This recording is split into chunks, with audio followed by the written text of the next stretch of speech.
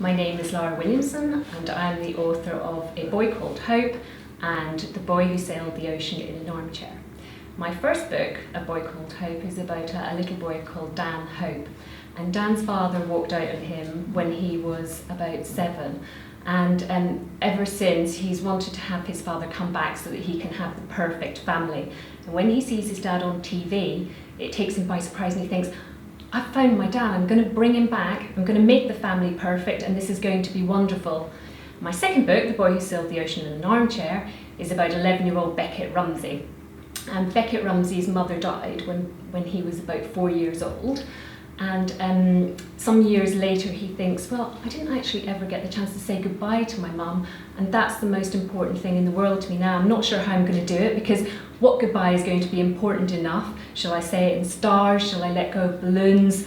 And he's trying to plan, what am I going to do to say goodbye to my mum? So this is the story of Beckett and how he does manage to say his goodbyes, and how he plans to move forward with his life at the end.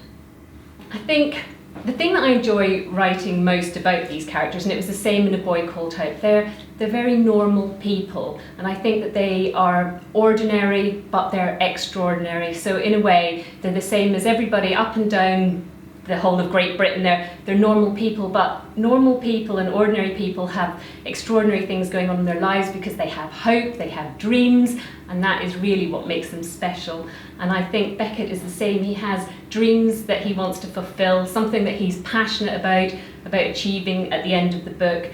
And I think that's why I write about ordinary people, because I think they really are the special people to write about. There were a couple of books when I was growing up that I absolutely loved, and the first one was The Faraway Tree, The Magic Faraway Tree by Enid Blyton, but also The Lion, the Witch and the Wardrobe. Now, I grew up in Northern Ireland, which is also where C.S. Lewis lived, and some of the places where I grew up were inspiration, I think, for The Lion, the Witch and the Wardrobe, so it kind of made me feel like I was growing up in Narnia.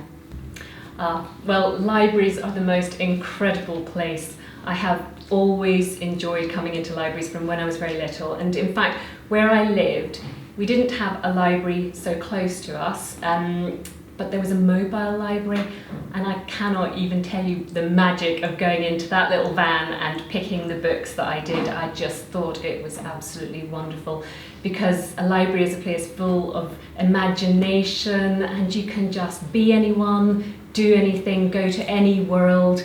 And it's just so important that everyone has access to a library, because it just opens up your whole mind. It's the most incredible thing.